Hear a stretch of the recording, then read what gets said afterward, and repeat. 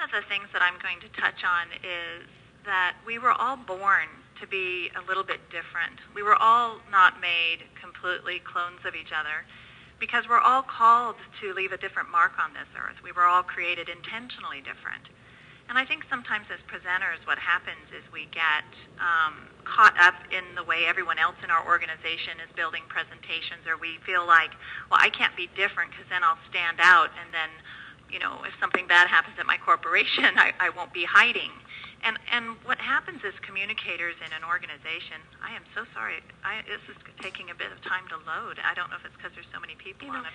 Anyway, we were all made to be a little bit different, and that's really intentional and really on purpose. And what happens is when we're afraid to stand out and be different, and when we want to keep going along the status quo, and we want to keep just making really bad PowerPoint because everyone else around us is making really bad slides, we have to be willing to stand out and be different. So as you move your way up the corporate ladder in your organization, you got to realize that one of the things that you need to do to develop as a person is to develop your communication skills. So I'm encouraging you through this presentation to actually stand out, to be different. There is no right or wrong way necessarily to do design, except it definitely needs to be a reflection of your own personality and temperament. You guys should be able to see that, right? It's starting to come up. It's going. Okay, so awesome. So you can mute now because there's a little buzz. Okay. Thanks, cool. Catherine.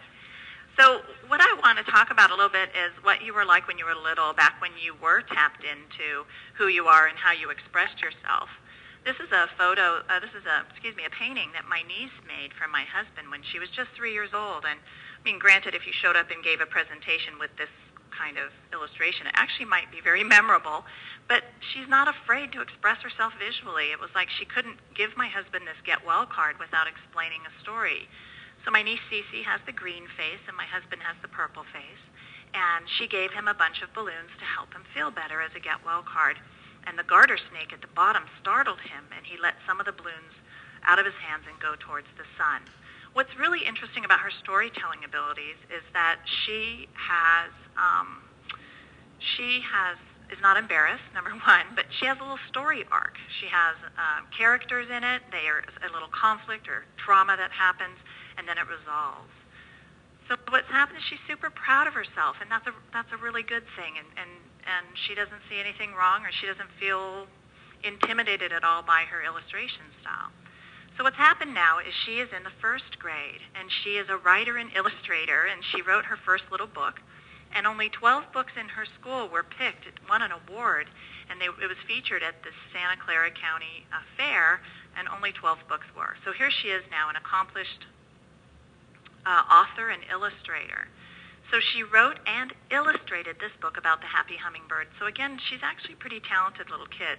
So she wrote this story about this hummingbird, super, super happy. You can see the crow at the top flying by, and the crow hates the hummingbird singing.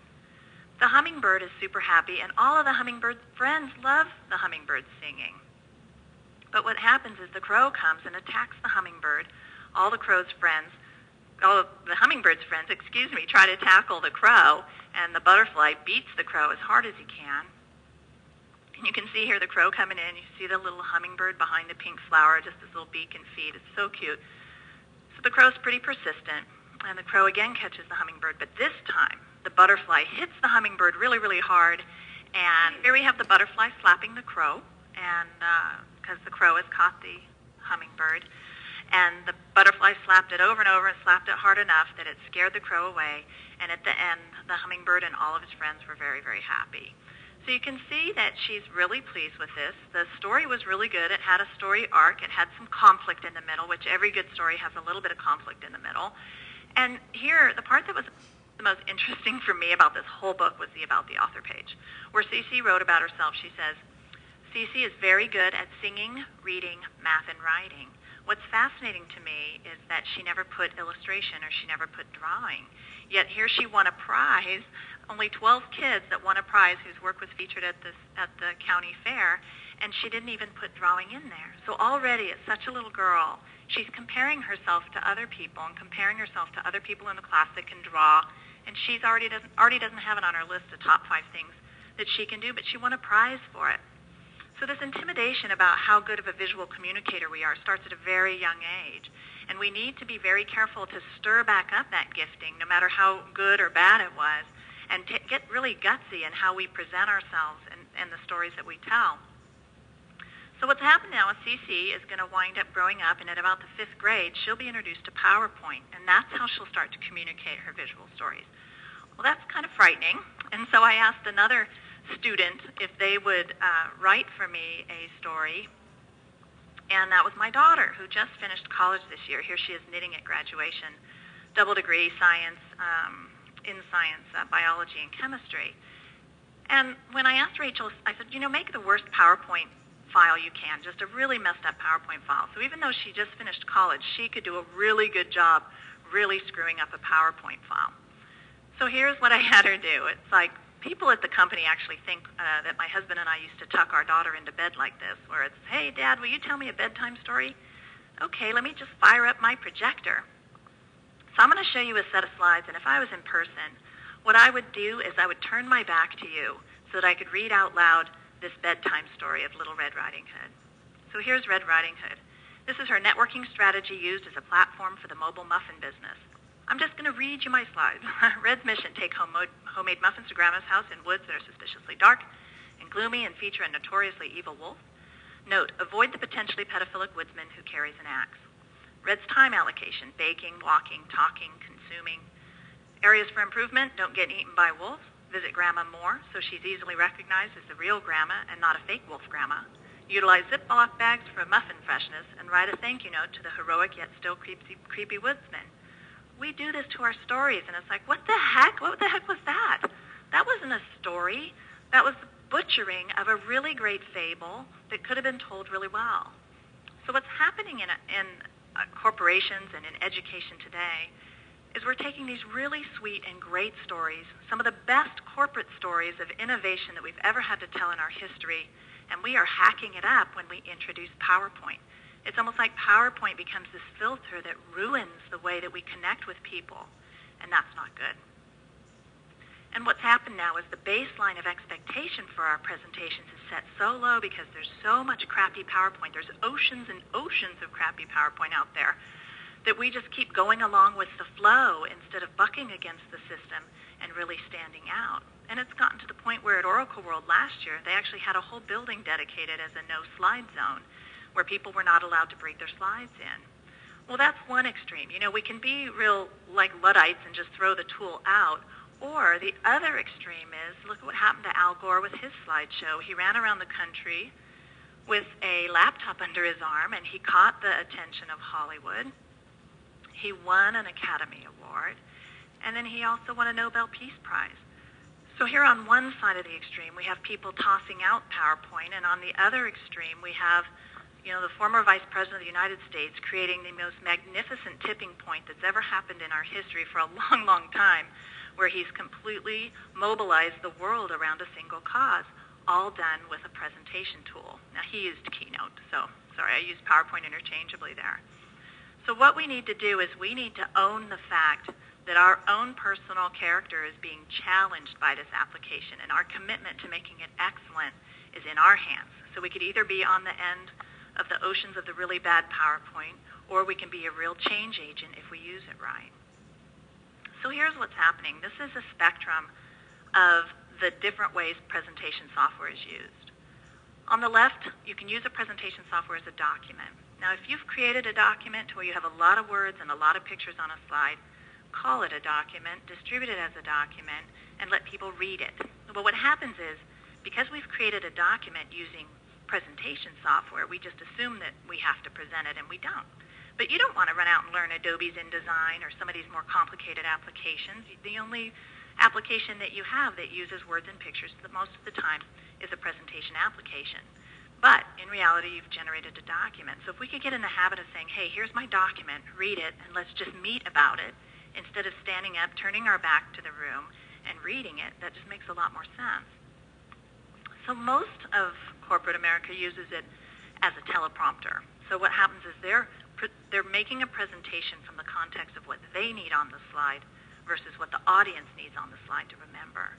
So presenters will use their slides as a dumping ground to put everything in there that they need, so that every word or every little picture that serves as a device for them to remember what to say gets thrown on the slide, and then it's there to prompt the presenter.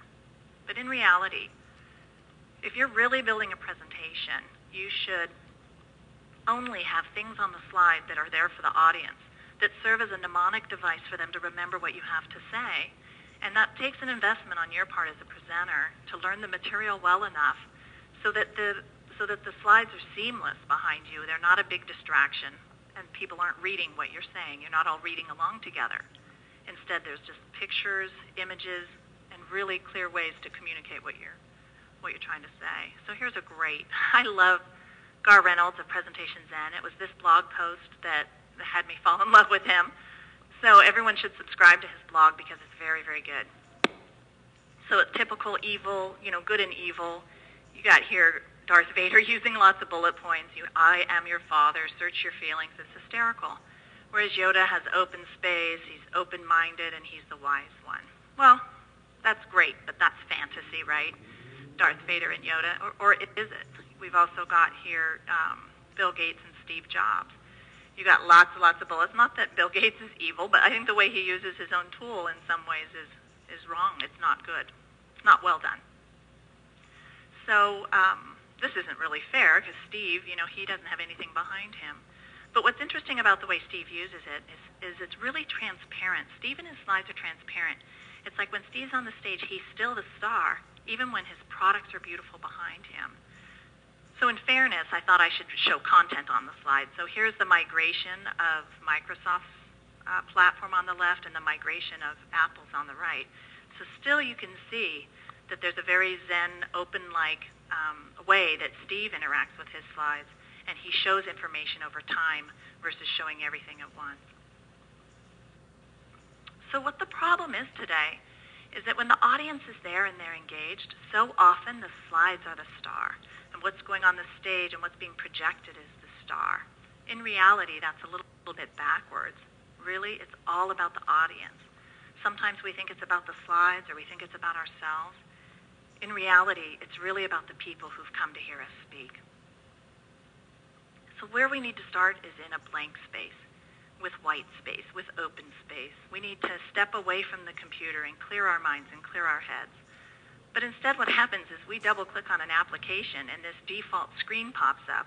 And this default screen is telling us, click here and put a title, and click here and put bullets. Well, who says that that's the way to start your slide? Who says that is? Microsoft? Is that who we really want to be emulating? Probably not. So instead, we need to start with blank space. And like I said, step away from the computer. Go into an environment that's completely different for you. So here's a picture of Salvador Dali in the bathtub. So it makes you wonder if that's maybe where he got the inspiration for all the drippy pictures in his paintings. So I bet you if you stepped in the bathtub next time you have an important presentation and you just thought about it, your presentation would probably be twice as effective because you've changed your environment, and that really mentally makes a big difference. Oh, these pictures are kind of messed up. It's funny. So the other thing you can do is brainstorm with sticky notes. And when you've generated an enormous amount of ideas, classify them, sort them, and try to see if there's this natural structure. And that's a very good way. I build a lot of presentations. Actually, I started the book as sticky notes on my wall, just thinking through what should be included and what the structure should be. Another important thing is to brainstorm. It's so easy to go to the easy cliche. For the word partnership, we could do a handshake in front of a globe. That's such a cop-out. That's what everyone does for partnerships. But you can see here, this is a brainstorm around other ways to show partnerships. You got everything from Batman and Robin to salt and pepper to peas in a pod. And what's interesting is those nuances around these other kinds of partnerships, like a rainforest or an ecosystem. They all have nuances to it that can strengthen the metaphor you're using as partner. It could actually tell a secondary story about your partnership that's actually very meaningful because of the metaphor you used for partnership. But what you need to do, you can see partnership still here in the middle. This is another way someone here brainstormed it. He went all the way to the fringe. I mean, you can see here on the outside he's got fuel. What does fuel have to do with partnership? I also had to blur part of it because it got rated R in here, but I had to blur it out. So so there's no lawsuit there. But you can see if you backtrack from the word fuel, you have fuel. To the left, you have cars, the wheel, caveman, club, team, partnership. So he went all the way to the fringe. And it doesn't make anything he's got here wrong. It was just a way for him to stretch his mind into a space it wouldn't have naturally gone if he hadn't sat and done this just completely crazy mind map. So today I want to talk about the 4 principles for creating a great presentation.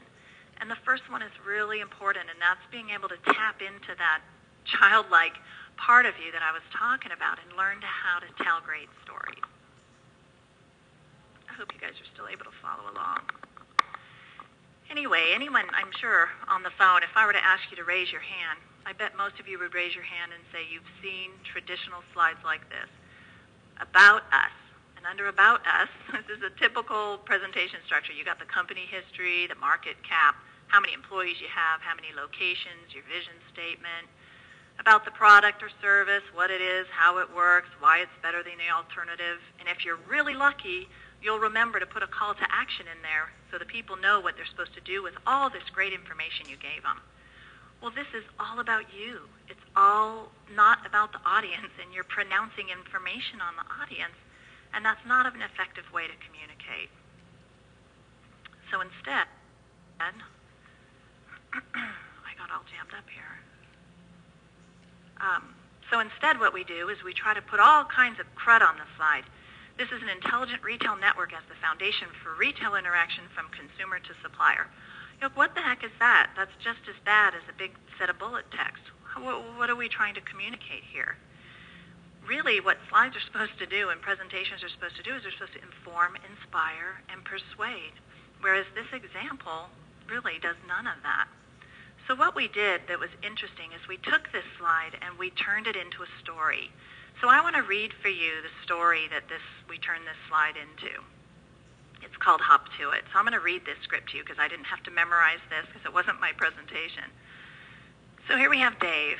And Dave is the president of a large microbrewery. And he has won more regional beer competitions than anyone else.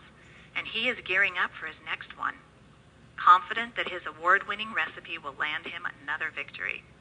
Unfortunately, though, while gearing up to brew a batch of his new beer for the competition, he discovers his secret ingredient, his prize hops, have not arrived. Just then, Dave's supply chain manager receives a notification. The shipment of hops has been delayed in customs, and the network has detected it. The message to the 3PL partner, and it has routed it to Dave's brewing company.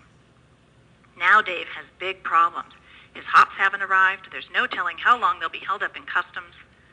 He needs to launch his new brew at the competition because he is depending on the press coverage to make it a top seller this year.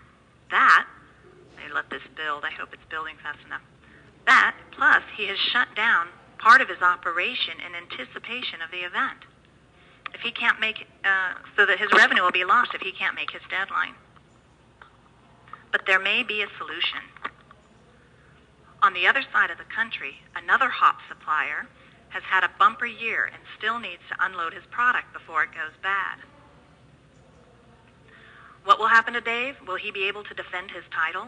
Will the competition organizers be able to draw the crowds they need? Will the alternate hop supplier find his customer? Find out in the exciting conclusion. So what we did is we left a cliffhanger at the beginning, and then you can go through the technical geeky stuff. So I know there's a lot of probably techno geeks on the phone today because I think some of O'Reilly's customer base feeds that, and it might be uncomfortable to go into the storytelling mode. So many times we go right into the technical, how to solve it technically, because that's what's most interesting to us as technical people. But in reality, other people connect to the product based on seeing it as a solution, like this story. So once we built this front end, the middle part had all the techno-geek data, and then we came back to it. When we last left our heroes, all was not well. Fortunately, when the shipment was stopped at customs, Dave and his team were notified immediately. The production manager uses XMII to determine the exact shortage based on the new recipe, then checks potential sources at either key suppliers through his secure network connection. He identifies the alternate hop supplier, indicates the needed quantity, and appropriate variety, and places an order. The grower's sales rep receives the order and uses presence to find the available production supervisor and clicks to connect to him, confirming that he can ship the hops right away. The domestic supplier confirms the ship date with Dave, who's able to confirm his participation in the competition, which of course he wins again. Which, there he is, winning. It's not even redrawing on my screen. So what's happening here is we've actually taken a very dry topic and turned it into a story with a cliffhanger right in the middle. And so the big thing here is the content structure. When you're putting together content, you have to have a really clear structure. And there are a lot of really cool tools out there that you can use. This right here is a file folder that Decker Communications puts together. And when you use little sticky notes, you can actually think through what the structure is of your presentation.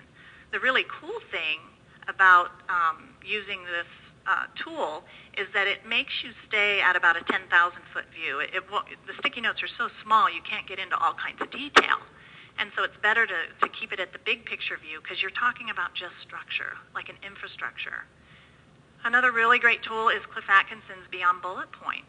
And you can see here, he usually has you determine who the protagonist and antagonist is. And you can see on the left where he wants you to break it down into a 3-act play. So you have a place in red there, you can see the 3 acts. And then you put in the explanation, and then you can put in the detail. So basically, if I were to have a presentation that had a 5-part structure, I need to think through it. Now, structure is kind of interesting because everyone wants structure. And structures can be built all kinds of different ways. It can be chronological. It can be based on a story arc. There's all kinds of ways to build structure. But no matter who you are wanting structure. So I have a compare and contrast here. I've got my creative director there on the left, Michael Moon, and he and I are as different as you can be. Besides the fact that I have hair and he doesn't, there's a lot bigger differences than that. But he's really analytical, and I'm not. I think I'm visual and creative, but I'm not analytical. He'll talk with his pen, and I talk with my hands. He's definitely the smartest guy in the room, whereas I pretend to be the smart person in the room. And the big difference, too, is I love to hug people, and he's trying to get used to being hugged. So I think that what it is we do both love a really good martini, though. I think that's one thing we have in common. But all of this is to say the one thing that he and I adamantly agree on is that every presentation should have a structure. And while you're listening to the presentation, the audience is trying to figure out, what is this structure? I just sat through a presentation this weekend where the presenter meandered so much. I actually was agitated, and it was supposed to be this inspirational presentation, and I was agitated. So whether you have stories or anecdotes in your presentation or not, if I'm in the audience and I'm listening and I'm more on the creative side, whereas Michael says I'm more on the analytical side, it doesn't really matter. As your content is coming, at the audience, it definitely needs to hang together in some way with a clear structure. Now, it could be a 3-act play, it can be a 5-point sermon, like whatever it is it needs to be, but as the audience, we need to be guided by you on this journey, and we need to be able to see what you're saying as you go along. And then what you do, once you have your basic structure of what is the journey you want to take them on, what the journey is you want to take them on, then you go back to the structure and you start to add narrative, argument, like logical argument, demo, pitch. You start to add those in afterwards. So I want to go through those 4 story structures for presentations right now, the narrative, argument, demo, and pitch.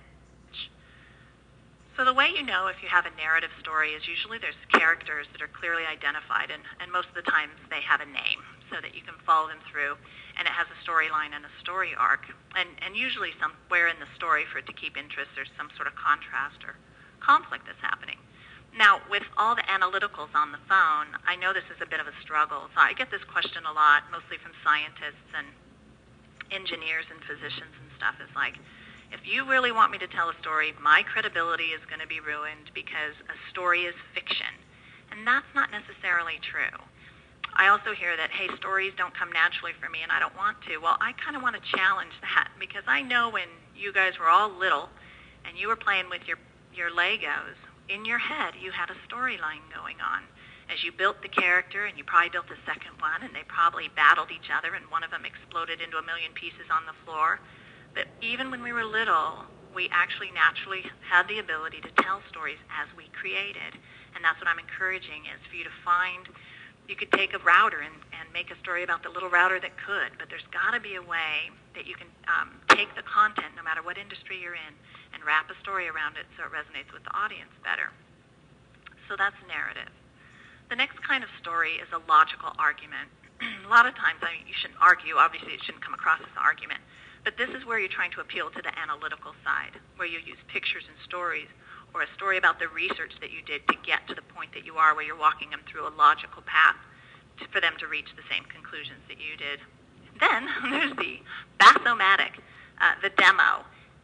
Demonstrating your product is the best way to promote it or to sell it. Now, what's interesting about, I had an interesting conversation last week with a client, and they were like, okay, so I took screenshots of my application and put it into PowerPoint. I was like, wow, what does your application actually do? And they're like, oh, it's this really cool thing, and it's very visual. And when you put new data in it, it replots the data, and right there live over real time, as the data in the database is changing, the screen is changing. I'm like, why the heck are you not doing a demo? Like, it was just, the deal breaker is this application, and they weren't going to show the application. So always demo your product. Very important. And the last thing is the pitch. So if I was pitching a screenplay in Hollywood, and I was to say, okay, there's this crazy mad scientist, and in it also is this remote excluded island, and there's these bugs, and they're trapped in amber. Oh, yeah, and it's a family movie with a bunch of kids in it. Well, I could do a 20-minute pitch about this movie, or I could tell you, well, it's Jaws, but with dinosaurs. And what happens is you associate a known thing with this new thing, and suddenly this new thing that you're pitching has enormous amounts of meaning, and that's the pitch. So if we go back and visit our structure, where we've basically put in the basic content and we've organized it in a meaningful way, now what you can do is you can start to add your stories. So here I've added a meta-narrative.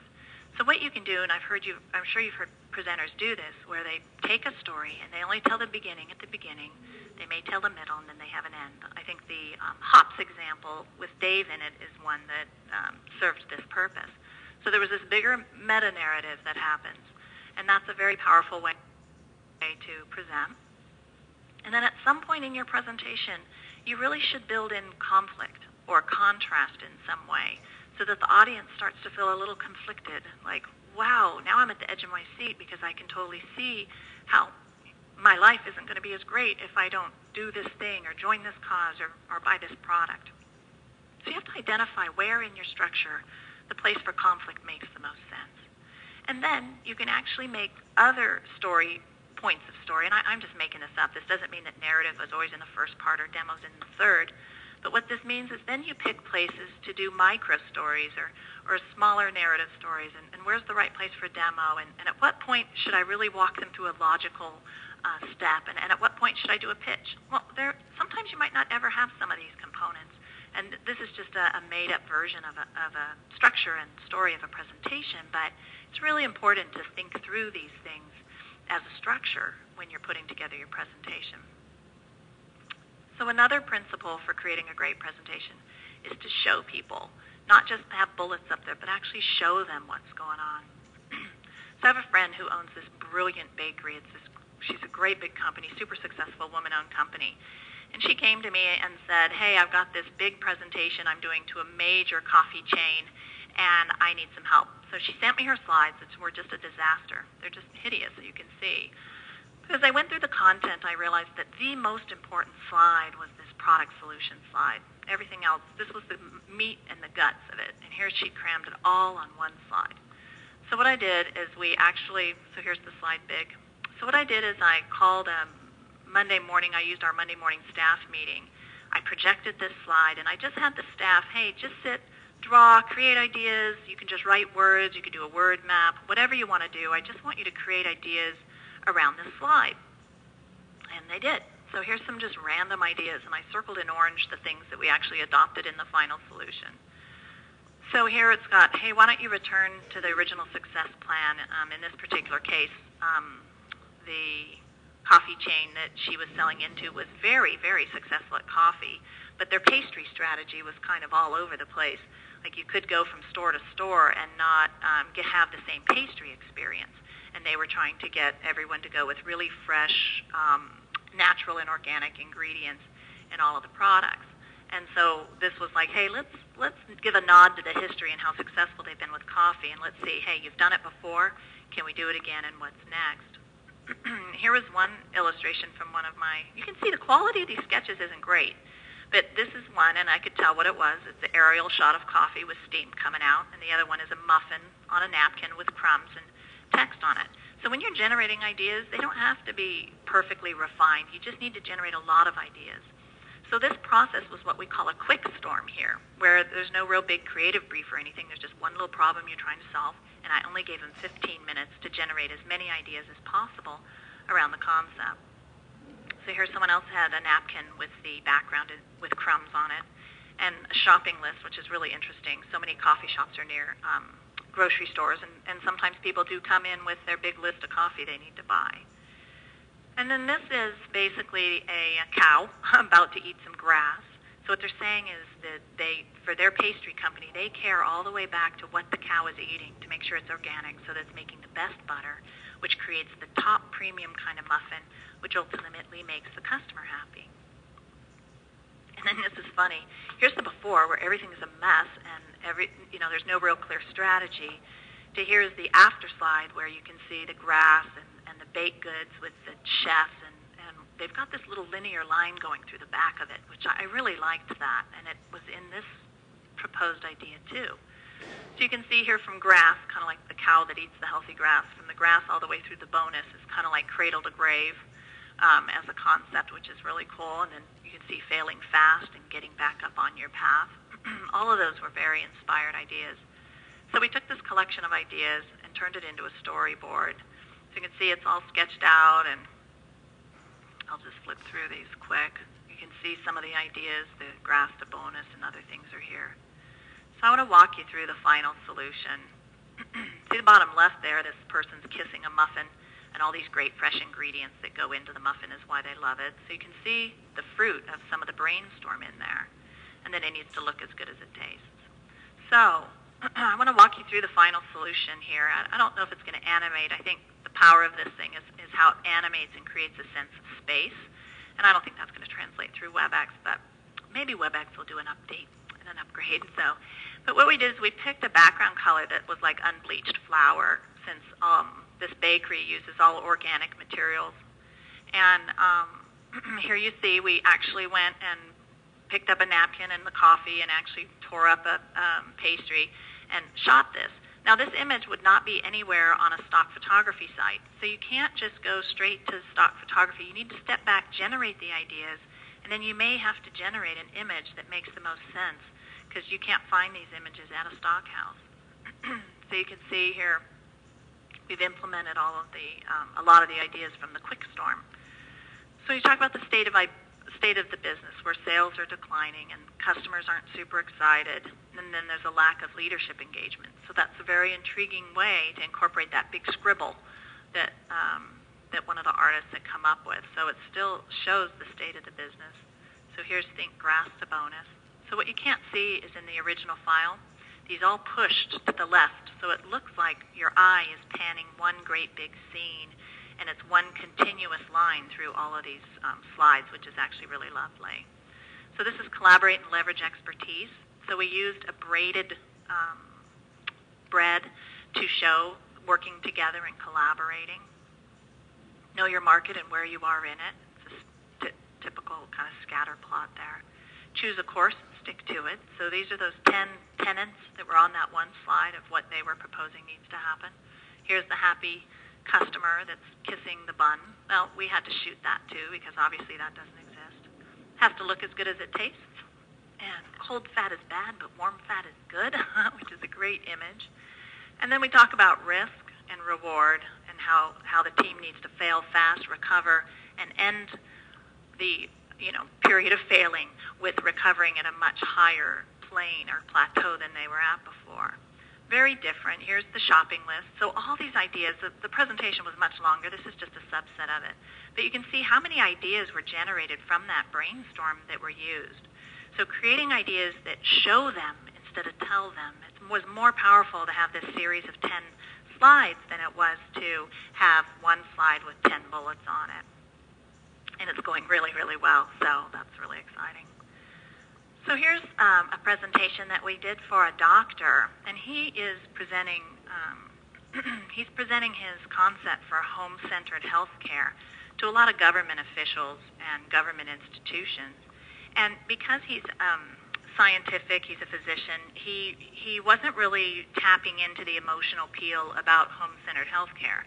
So when we talked to him, it was really interesting. We could hear in the background, like, kids running around, and they were his grandkids, and we were like, well, if you have any family stories we could tell about your personal experience around home-centered health care. And he's like, yeah. So what we did is we connected him to his own stories that he could tell, and then we used those stories to wrap around this whole presentation. So in this particular story, this is a picture of his father-in-law, who actually died at a pretty young age with 10 children at home. And so you could see we used a photo of his real family and then, blacked it out to show the father's absence, because this created an enormous strain on his wife's family that they had to live with. So what we did to personalize it is each section of the presentation, we tried to find textures that are in your home, like leather, wood grain, fabric. So each section had its own home-like texture. And you can see here, there's no title, there's no bullets. Here's a wood grain, and it looked like that you would find in a home, and it looked like we took an opaque pen and drew right on the wood grain. So again, we're not following the infrastructure that PowerPoint says we should, which is to have a title and bullets. We're just obliterating that and actually using it to express what we want to express. So here's a presentation that we did around Java, and it's just an alphabet soup of acronyms that nobody knows what they are. So in this case, we went out and bought some tomato soup and some alphabet soup, put the tomato soup in a bowl, and picked out all the letters and actually wrote this and then took a picture of it. That would not exist as a stock house. And this was before we had a studio. This was a few years ago. So this was just done like we laid down a piece of paper and shot a photo. So anybody can do this. Now, data can tell a story too. What's interesting about this is the left column here is background, okay? So there's three components to any data slide. There's the background, the data, the emphasis, and then the end result. So if you look at the background, it's really tertiary information. It's context, and it's not actual data itself. Now, granted, there is data on the axes and information on the axes, but when you're talking about a presentation, the most important thing you're talking about is the meaning behind the information or the results that the information need to convey. So in this case, what we like to do is mute the background of the axes and the grid out. Just mute it out as much as you can. And then you plot the data on top of it. Now the data gets plotted, but then you pick, why am I showing this data?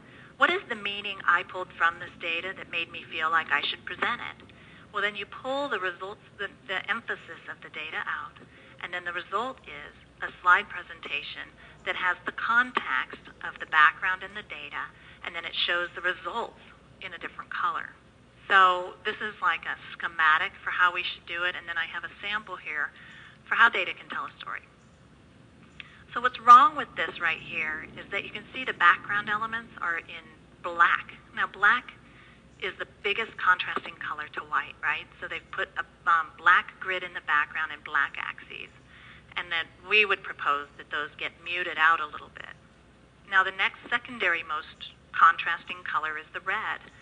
So if you look at that cold, you're thinking, okay, there's some sort of story here in the red numbers, and then the gray would be the least important, right?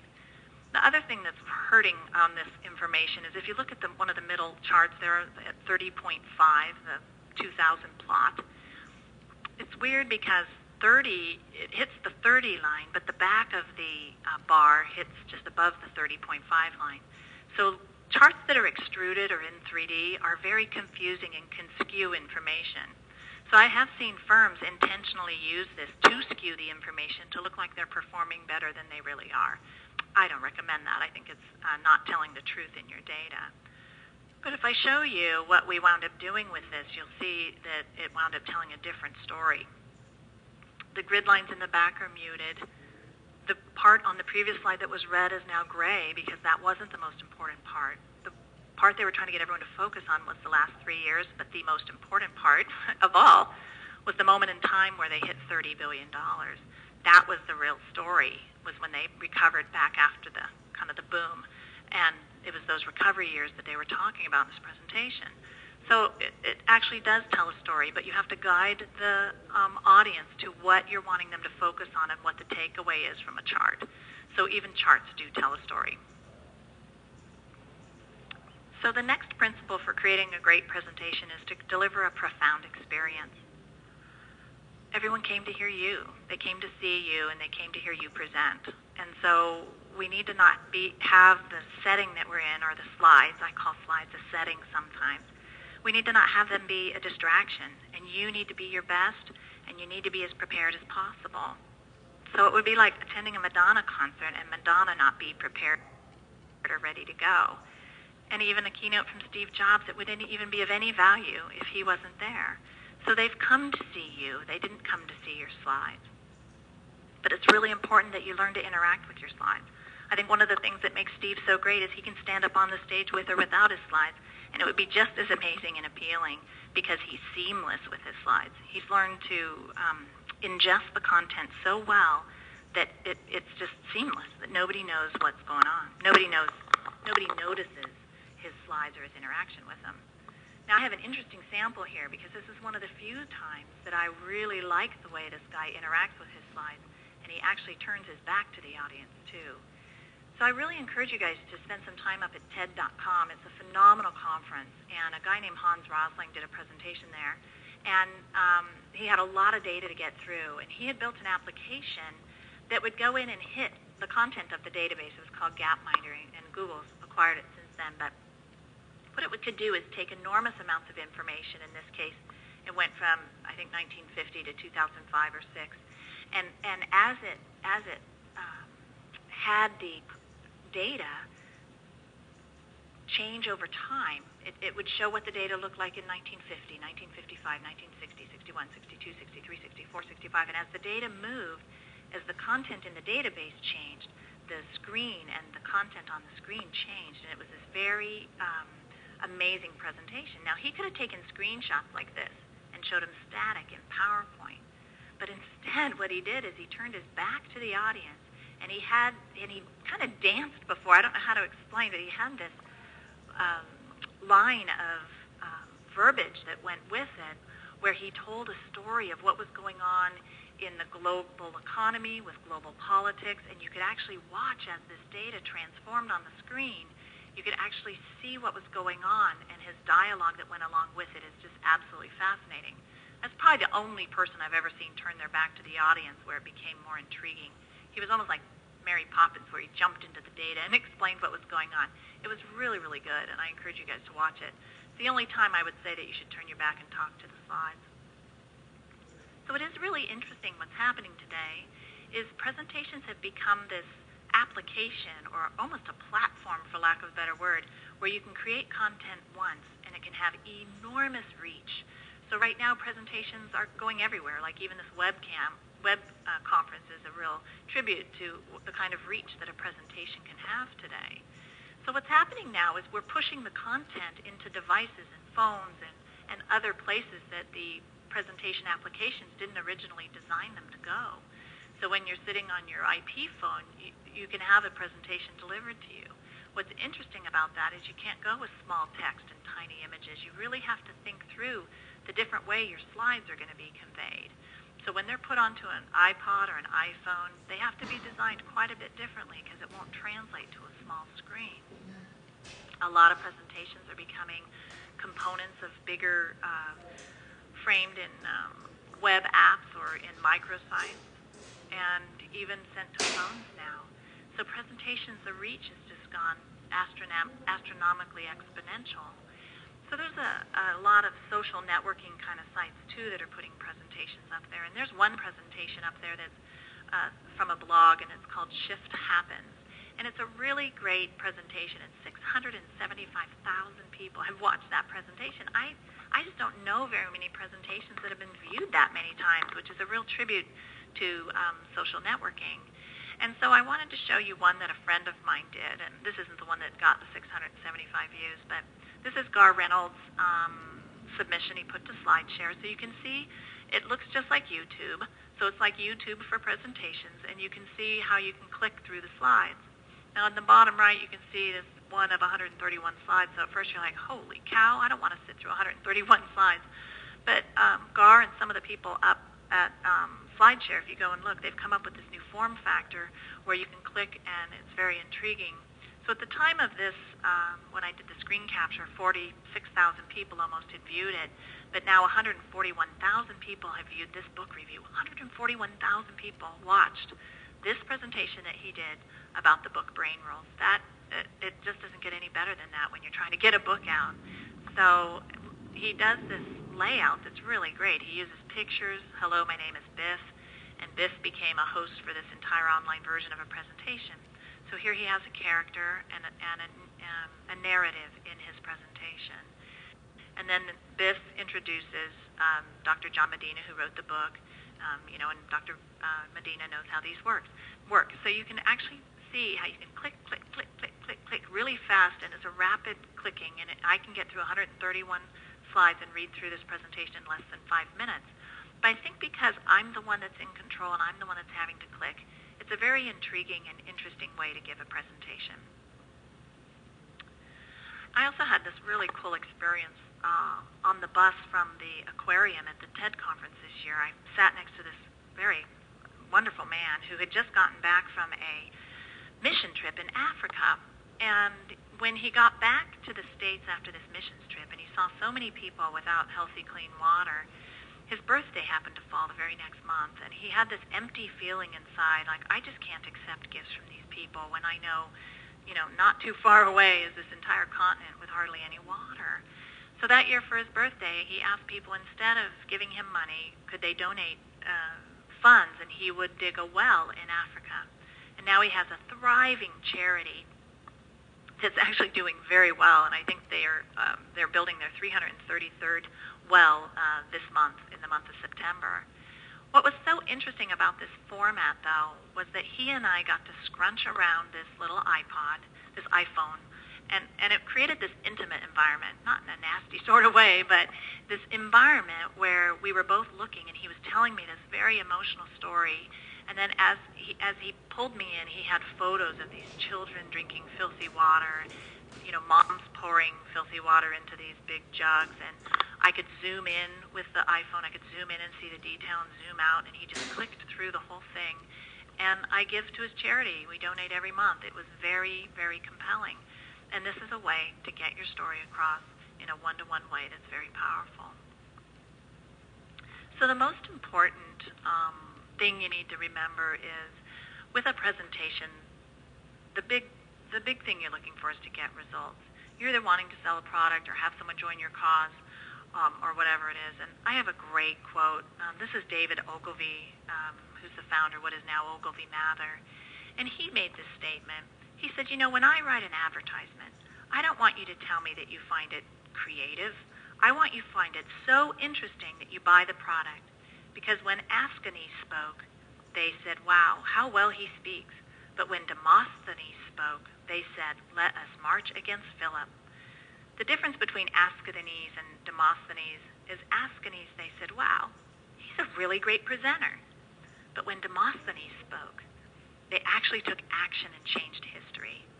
And I think that's a lot about what Al Gore did. He actually made a change in history. He wasn't a good presenter when he started off. I mean, everybody knows the transformation he's gone through. They could have said, oh, wow, he spoke really great. But in this particular case, he actually created action and got results. So I kind of want to end the way I started it off, which is, we're all different. We all have our unique thumbprint. We all have our unique mark that we're meant to leave on the earth. I was a weird little kid. I mean, I used to sit and sort, and I used to sit and use things to tell stories. Everything I did, I would sit down and it would tell some sort of story. Yeah, I was a weird kid. Let's just leave it at I was a really weird kid. But I also knew I was different, and I also got really good at embracing the fact that I was very different. And there's a woman who I just admire, like probably more than anyone else I know, who made a difference, and that's Martha Graham, and the impact that she had on ballet. The one thing that was the most different about Martha, after hundreds of years of ballet history, she was a pretty accomplished dancer, but what Martha did that nobody before her had ever done was she would express her soul on the stage. She would take really dark topics like lamenting and weeping and wrap herself in stretchy fabric and struggle to get out of it. Or she would dance in ways nobody had thought to dance, but whatever she did, it was her own unique expression, and nobody else had ever expressed themselves that way. So I want to let you know that there is a vitality and a life force and an energy and a quickening that's translated through you into action. And because there is only one of you in all of time, this expression is unique.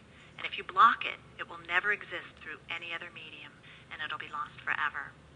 So I really want to thank you guys for participating, and I want to encourage you to tap into that natural-born, unique self and embrace it. Don't feel bad that you're different, but embrace who you are and strengthen it and leverage it and become better at who you are. And I really want to thank you, and I'll take questions and stuff now.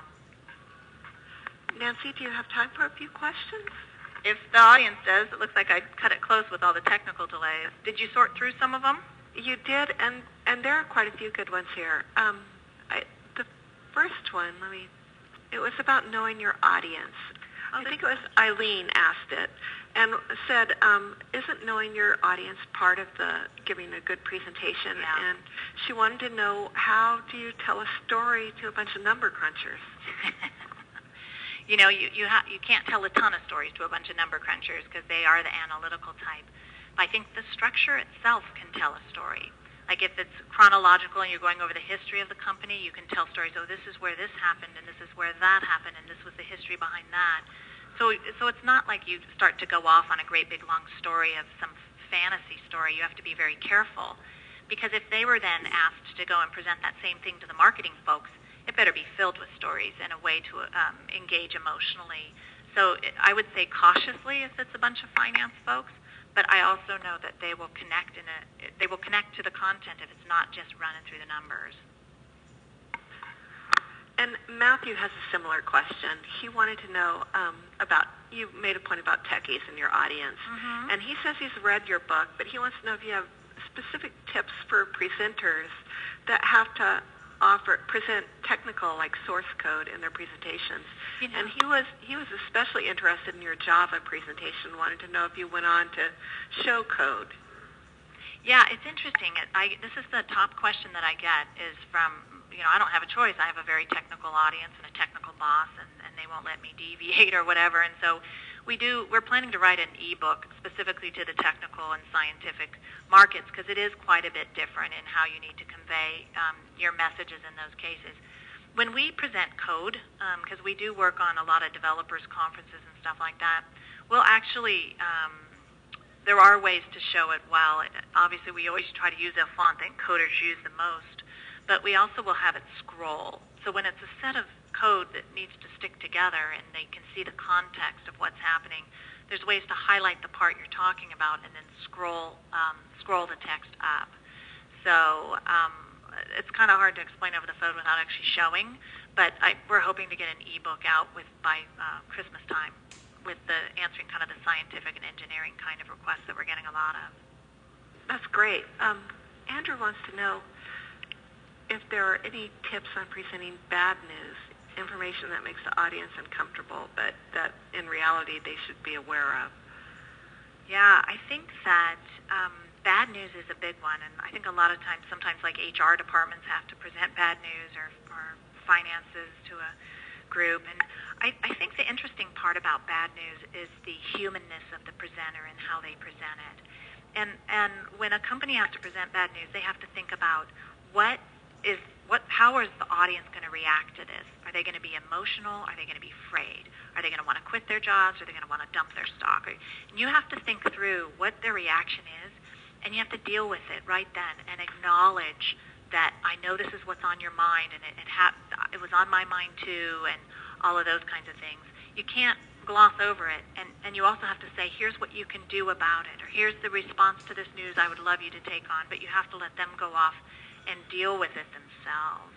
I don't think your slides should look happy if it's bad news. They could maybe be hopeful at the end when you're done. You need to give them hope, but I feel like if it's bad news, you need to deal with it square on, and your slides should support that. That sounds good.